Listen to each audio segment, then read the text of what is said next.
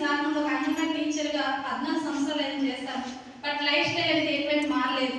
తిన్నామా ఉన్నామా జాబ్ అనేది ఎవరైతే జాబ్ అనుస్తున్నారో ఏం ఫీల్ అవ్వద్దు. నా గురించి నేను చెప్పుకుంటున్నాను, ఓకేనా? నేను కూడా తిన్నామా ఉన్నామా అయిపోయింది, అదే జీవితం. 14 సంవత్సరాలు, ఓకేనా?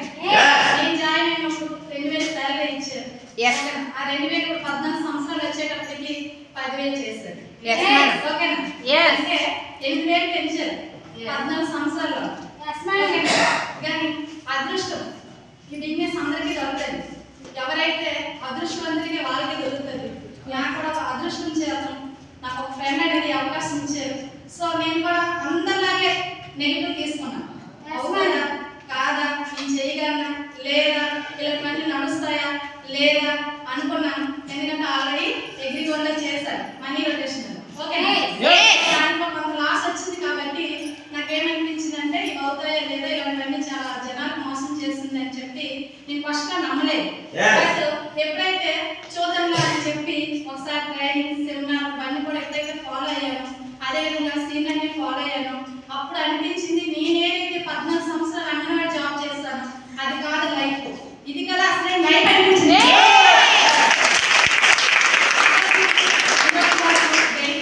చేయడం అయితే జరుగుతుంది. అది కూడా మా మెంటర్స్ మరి బస్ రిలేషన్ సార్ నుంచి వస్తారు గడిగే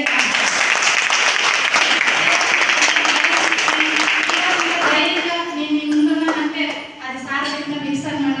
మరొకసారి సార్ నుంచి జరిగే జెంట్స్ కన్నా లేడీస్ ఎక్కువ నాకు అనిపిస్తున్నారు.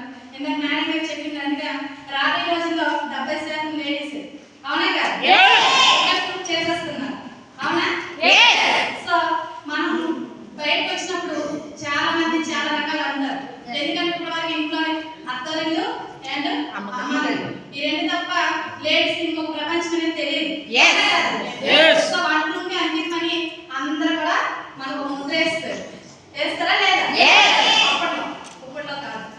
కానీ ఈరోజు మనందరికీ అదృష్టం ఏంటంటే మనకి చిన్న మొక్క ఉంటుంది, ఓకేనా? తెలుసు కదా, అది అందరినీ తినడానికి చూస్తారు. ఒక కోళ్ళు కానీ ఒక మేకలు కానీ అవన్నీ కూడా తినడానికి చూస్తుంటారు, అవునా కదా? కొంచెం పెద్దదైంది అనుకోండి ఆమెను కూడా తినడానికి చూస్తారు, అవునా? అదే పెద్దదై పెద్ద వృక్షంగా మారింది అనుకోండి ఇవన్నీ కూడా దాని దగ్గరికి వెళ్ళి తలదాచుకుంటాయి. మనం మొదలు పెట్టామంటే మన ఇంట్లో కూడా నో అంటారు, భర్త అయినా కావచ్చు, సో జెంట్స్ చేస్తుంటే భార్య అయినా కావచ్చు.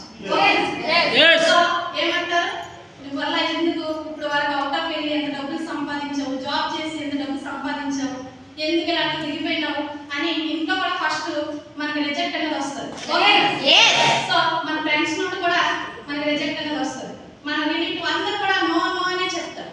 కానీ మనం కూడా ఎప్పుడైతే ఈ సేల్స్ ఆఫ్ లో డైమండ్ ఎప్పుడైతే చూపిస్తామో అలా కూడా మన దగ్గరికి వచ్చి